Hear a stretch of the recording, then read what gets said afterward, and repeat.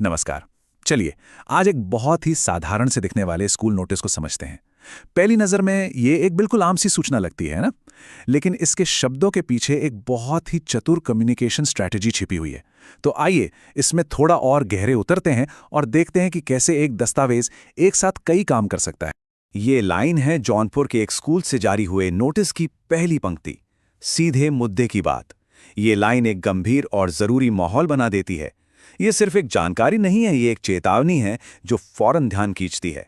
तो देखिए, इस नोटिस का जो पहला काम है वो एक पब्लिक सर्विस अनाउंसमेंट जैसा है।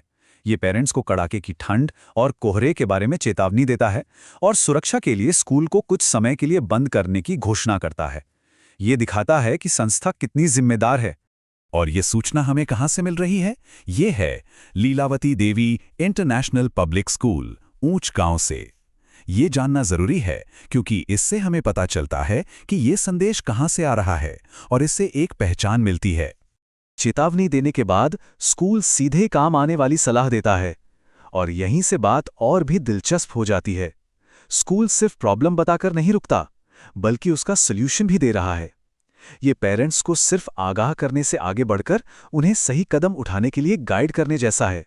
यहाँ स्कूल 6 बहुत ही प्रैक्टिकल कदम बताता है, जैसे गर्म कपड़े पहनाना, ठंडी हवा से बचाना, गर्म खाना पीना देना, बीमार होने पर डॉक्टर से मिलना, कमरों को गर्म रखना और बच्चों को ठंडी फर्श पर बैठने से रोकना।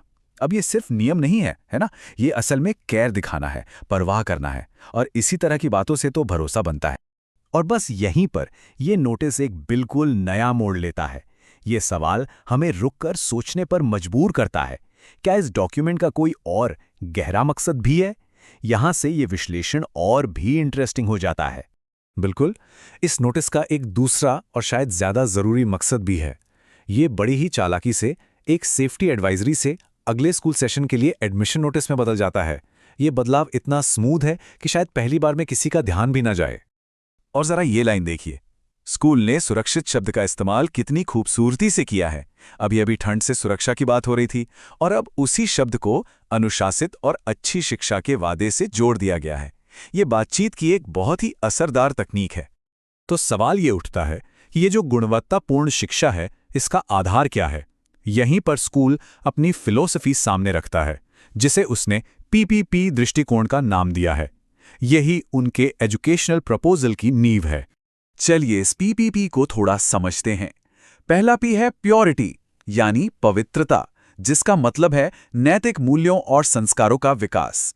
दूसरा पी है परसिवरेंस, यानी लगन और समर्पण।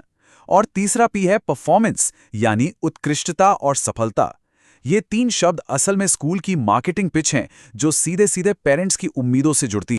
तो इस पीपीपी फिलॉसफी के आधार पर स्कूल ये वादे करता है, पढ़ाई में उत्कृष्टता, अच्छे नैतिक मूल्य, एक क्रिएटिव माहौल और हाँ, एक बार फिर एक सुरक्षित शैक्षिक अनुभव।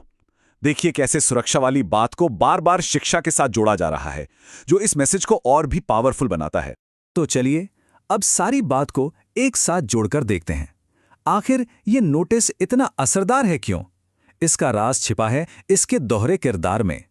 ये एक ही समय में 2 अलग अलग भूमिकाएं निभाता है। तो इसकी असली ताकत है इसके दोहरे मकसद में। एक तरफ है देखभाल, मतलब फॉरेन हेल्थ एडवाइस देना और कम्युनिटी का भरोसा जीतना, और दूसरी तरफ है एक सपना दिखाना, मतलब भविष्य में अच्छी पढ़ाई का मौका देना और अपने स्कूल के मूल्यों की मार्केटिंग करना। देखभाल और आकांक्षा का यही मेल इसे इतना प्रभावशाली बनाता है। तो आखिर में बात यह है कि यह सिर्फ एक कागज का टुकड़ा या जानकारी नहीं है, ये एक पूरी स्ट्रैटेजी है, रिश्ते बनाने की, भरोसा कायम करने की और एक ब्रांड के तौर पर स्कूल की इमेज को मजबूत करने की। और ये पूरी बातचीत हमें इसी एक सवाल पर लाकर छोड़ देती है, एक साधारण सी सूचना आखिर भरोसा कैसे बनाती है? ये सोचने पर मजबूर करता है कि हमारे आसपास के संदेशों में कितनी शक्ति छिपी हो सकती है अगर उन्हें सोच समझकर तैयार किया जाए।